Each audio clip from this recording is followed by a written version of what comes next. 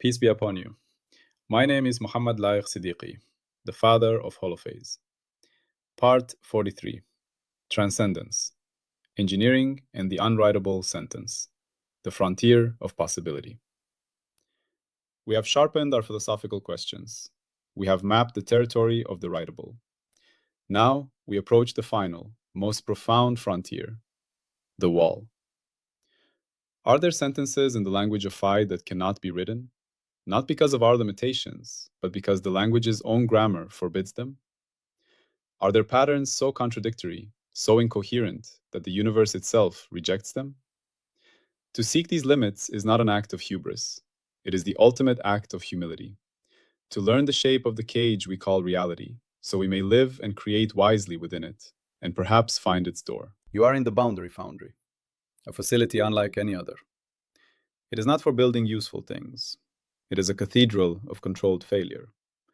Its heart is the siege compiler, a machine designed for one purpose: to take a hypothesized, unwritable sentence, a description of a phi pattern that should be impossible, and to marshal stupendous energy and precision in a futile attempt to compile it into reality.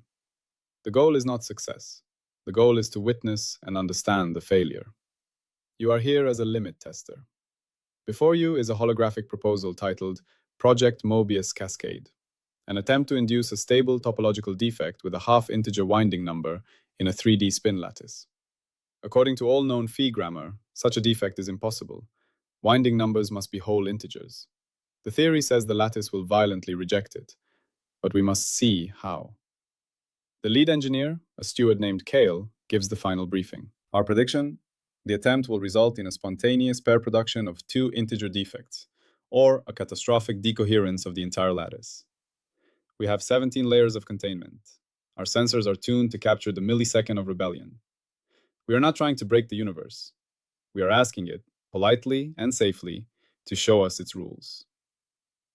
This is transcendence engineering, the art of discovering what you cannot do. We are at the zenith of Book 10.9, Ultimate Mastery. This part is the active, experimental search for the absolute boundaries of the writable. It is where mastery meets its own limits, and in doing so, finds its deepest definition. Scene: the siege of the impossible. The countdown begins. In the main chamber, a perfect crystal of aligned spins hangs in a vacuum, bathed in calibrated fields. The siege compiler feeds it the forbidden program, the subtle, twisting phase gradients that would, if the world allowed it, create a single, stable vortex with a half-turn of phase. The energy input is immense, but focused. The phi sensors show the pattern beginning to form. For a fleeting picosecond, the impossible seems to flicker into being, a strange, lopsided torsion in the field. Then, as predicted, reality rebels. The crystal doesn't just reject the pattern, it answers it.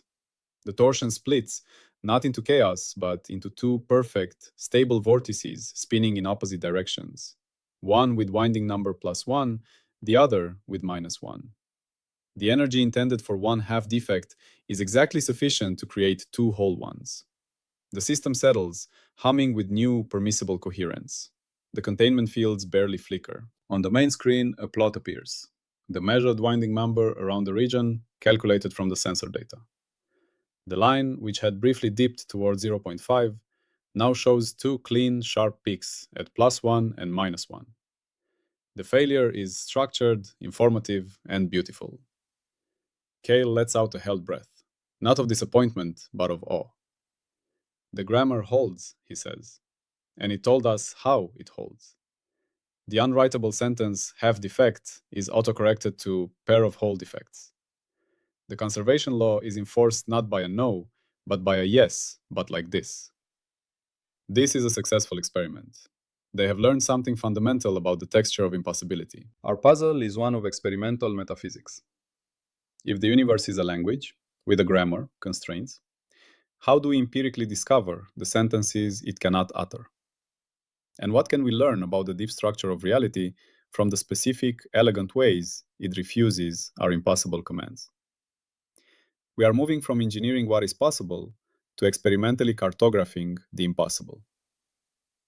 The language role, the limit probing skill. This part teaches an experimental metaphysical skill. It is the skill of designing and conducting high-risk, high-precision experiments that attempt to realize theoretically impossible phi patterns with the explicit goal of observing and analyzing the structured failure modes, thereby mapping the absolute boundaries of physical law and logical coherence. Our core question about phi is, what are the characteristic signatures of an unwritable sentence? When we command the field to take a shape forbidden by its own deep grammar, does it respond with noise, with a specific error code, or with an elegant transformation into a permitted shape? And what do these responses reveal about the universe's ultimate constraints? We are moving from testing hypotheses to testing the limits of hypothesis itself. The anchor image, the grammar checking engine. Imagine a perfect, all-powerful, grammar checking engine. You feed it a sentence in its native language. If the sentence is grammatical and meaningful, the engine prints it out in beautiful, durable ink. If the sentence is ungrammatical, say, colorless green ideas sleep furiously, the engine does not just spit out nonsense, it analyzes the fault. It might return error. Adjective colorless contradicts green on dimension of hue. Error. Intransitive verb sleep cannot take adverb furiously, modifying manner. Suggestion. Vivid green ideas rest quietly. The engine's rejections are informative. They teach you the deeper rules of the language. The grammar checking engine is the universe itself, operating through the laws of physics. The sentences are phi programs. The beautiful printout is a stable, realized pattern. The error messages are the ways reality refuses an impossible command, not with a magical no, but with pair production, vacuum decay, conservation-driven corrections, or catastrophic decoherence. Our siege compiler is just a sophisticated way of feeding the universe deliberately bad sentences to read its error messages. We are debugging God's code, not by reading it, but by provoking its runtime exceptions. The coherence selection principle at the limit. At the boundary of the possible, coherence is enforced by catastrophe or correction. Constructive resonance, alignment, means our experiment is well designed to reveal the limit. We have a clear hypothesis about what is unwritable and why. We predict a specific failure mode, for example, pair production, symmetry breaking. The universe's response matches our prediction, teaching us that our understanding of the constraint was correct. We learn. Destructive resonance, dissonance, means the experiment is sloppy or magical. We have no clear hypothesis, we just try weird stuff. The failure is just noise, an explosion that teaches us nothing. Or worse, we ignore safety and cause real, uncontrolled damage. Alternatively, we fall into defeatism, declaring things impossible without ever testing them, and thus never discovered that our understanding of the limit was wrong, that the sentence was, in fact, writable all along. The limit tester's mantra is about intelligent provocation. If the failure is structured and predicted, we have touched the limit. If the failure is chaos, or the limit never appears, we have misunderstood the map. Core mechanisms, the siege protocol. We do not charge the walls blindly. We follow a rigorous, safety-laden protocol. One, theoretical derivation of a candidate unwritable sentence. The journey begins in pure theory. We look for contradictions within the phi grammar.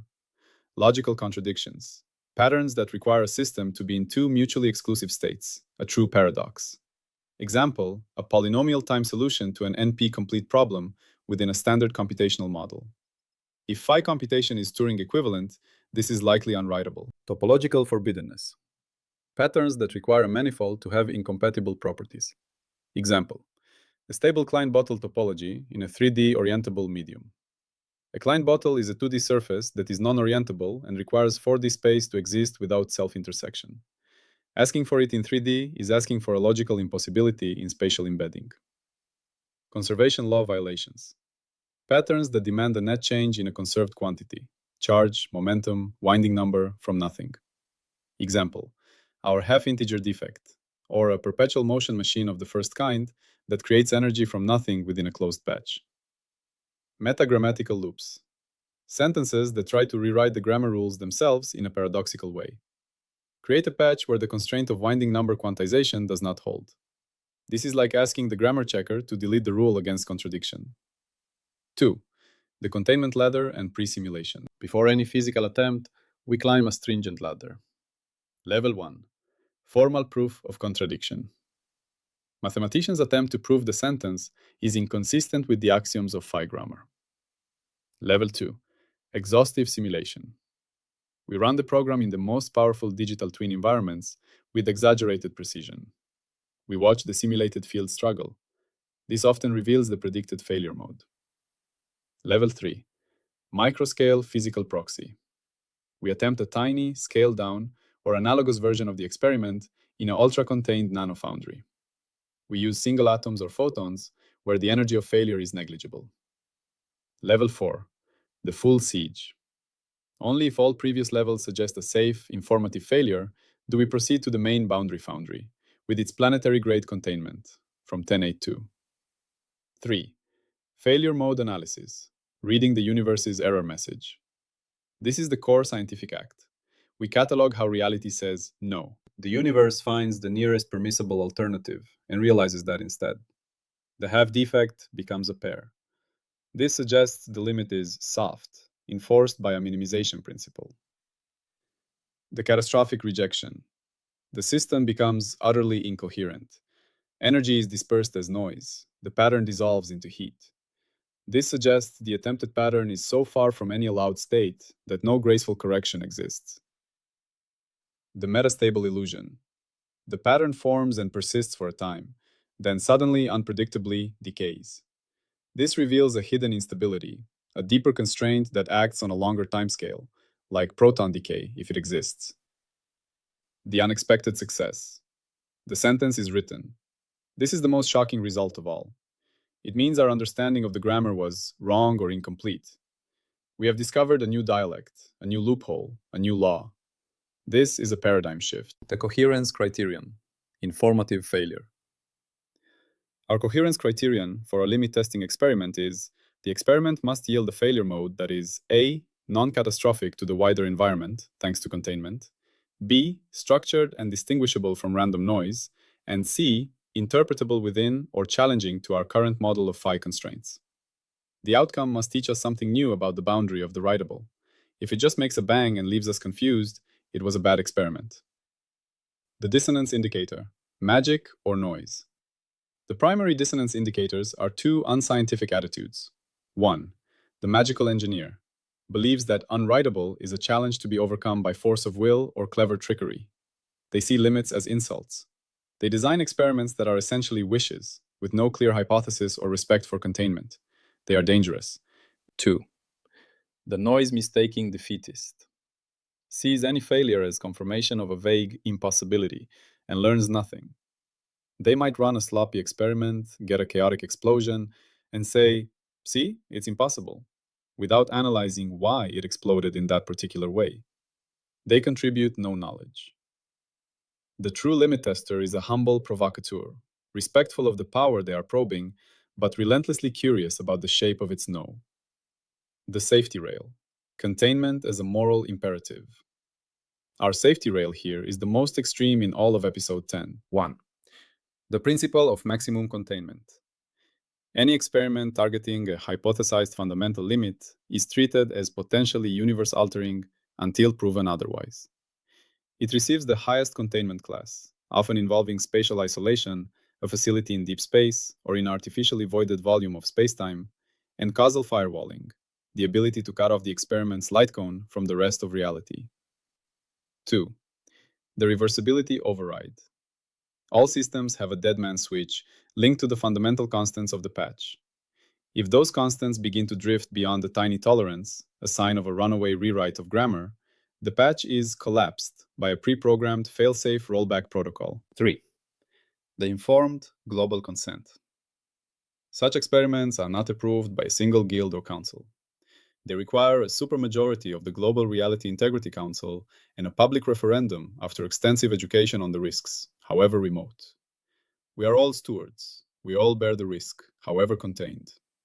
The safety rail rule. When probing the foundations of reality, you must assume you are holding a grenade with an unknown pin. Your container must be designed for a supernova. A measurement scene, the Klein bottle siege. Let's enact our roadmap's measurement scene. Scene. Project surface tension, attempting to impose a Klein bottle topology on a 3D Bose-Einstein condensate, a superfluid where phase is well defined. Goal. Test the hypothesis that a non-orientable closed 2D surface requiring 4D embedding is unwritable in 3D space. The protocol. 1. The program. The siege compiler generates a phase field that, if integrated along certain 2D surfaces within the condensate, would yield a Mobius strip-like twist, attempting to close into a Klein bottle. 2. Prediction.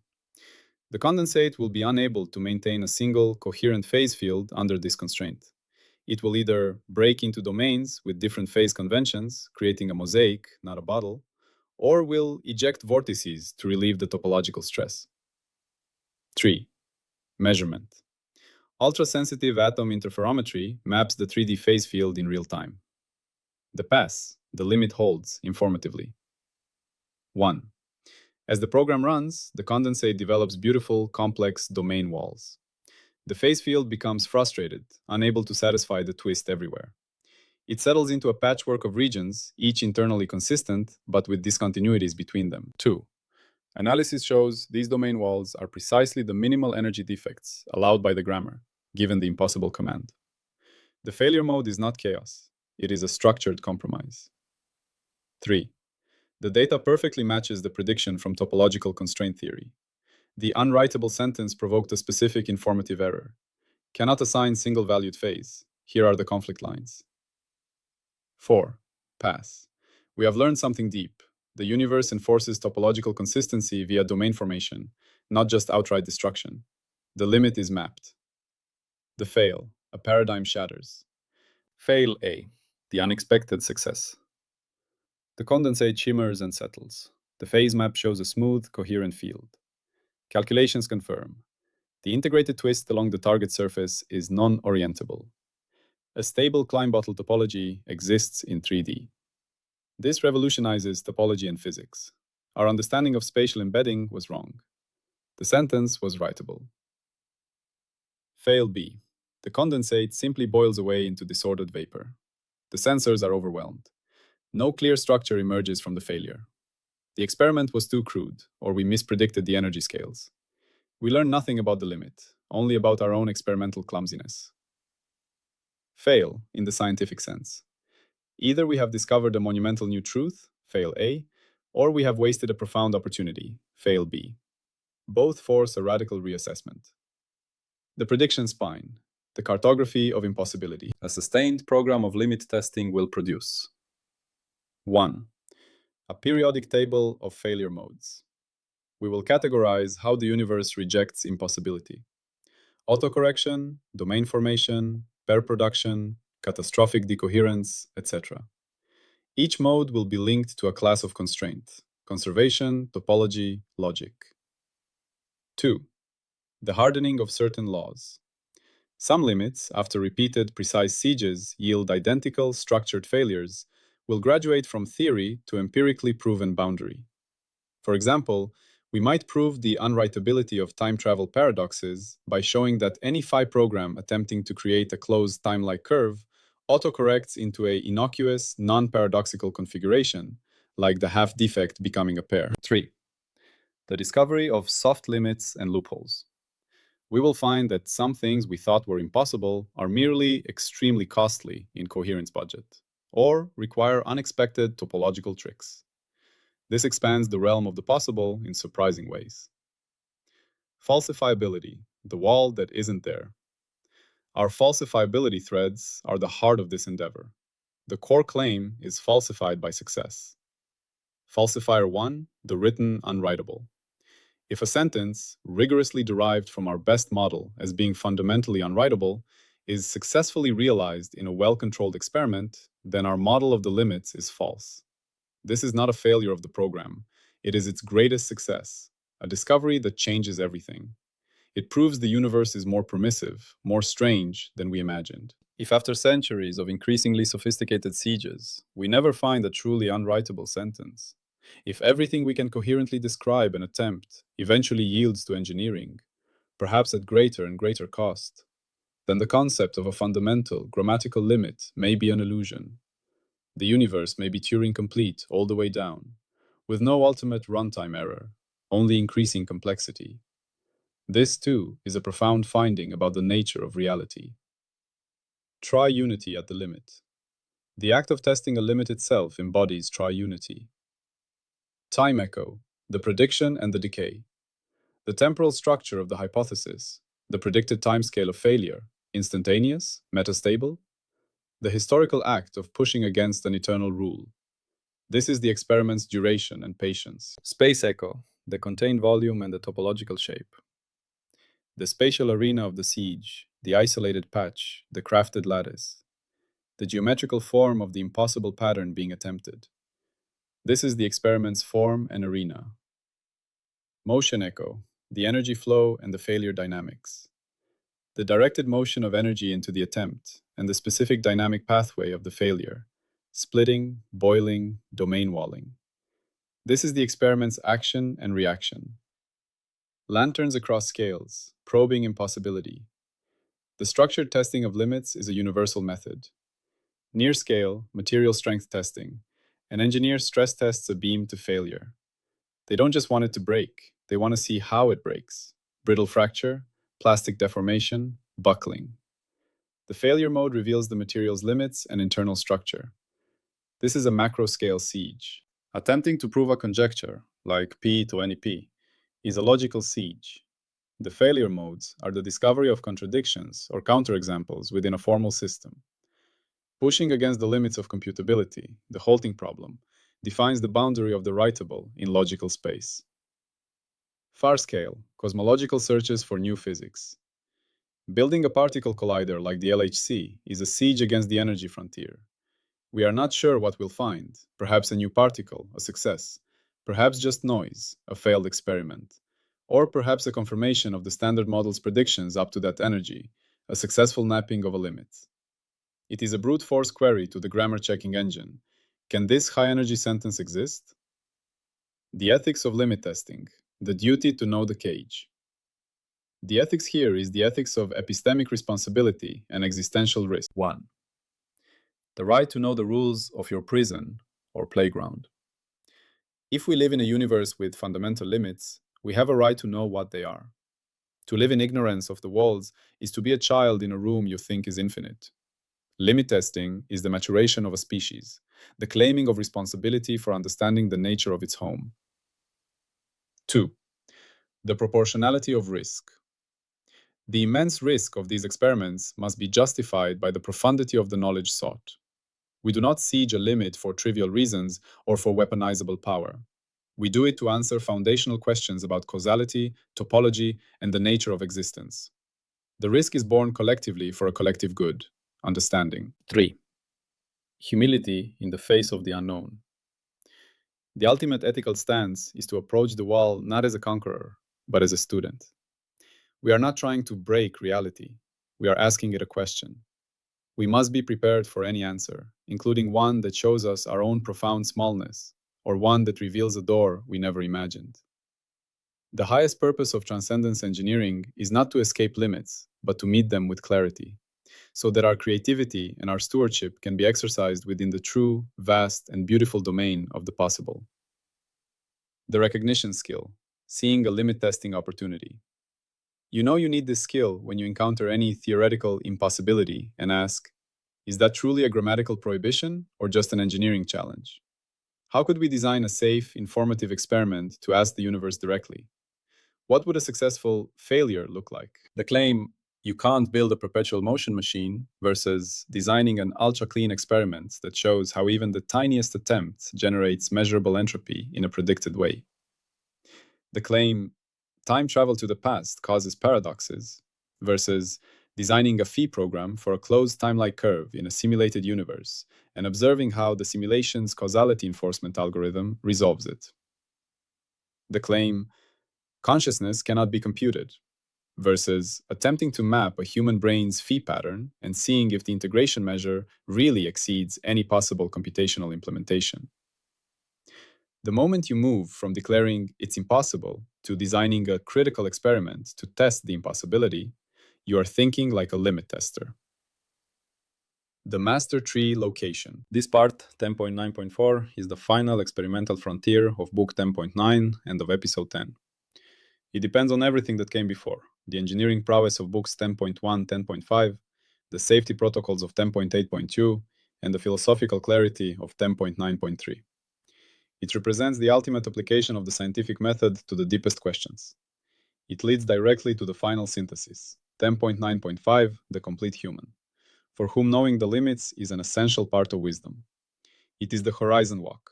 Without it, mastery is incomplete, living in a world of assumed, untested boundaries.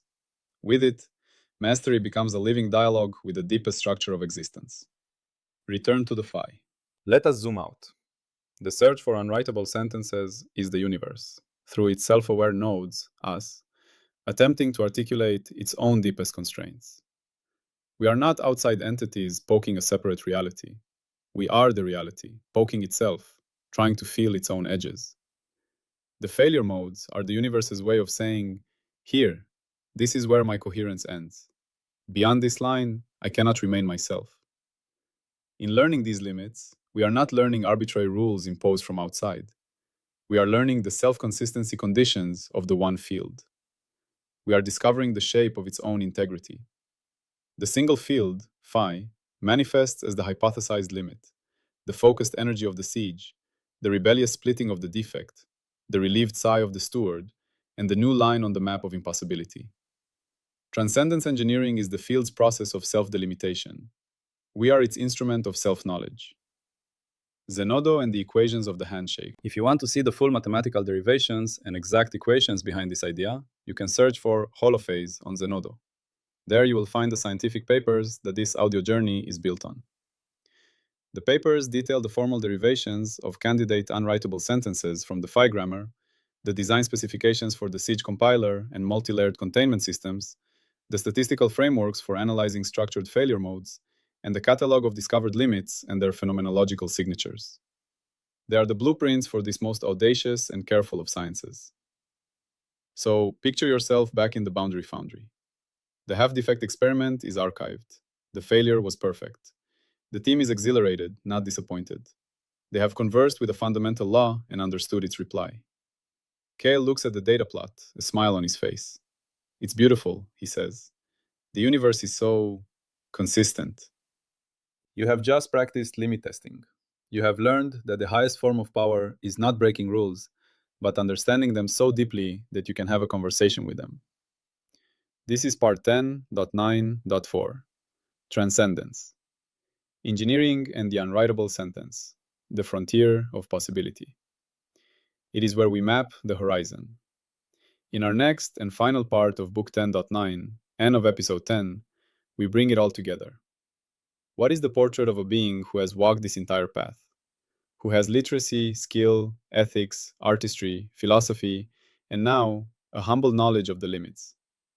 We enter part 10.9.5, the complete human. Synthesis of the artisan, steward, philosopher, sage.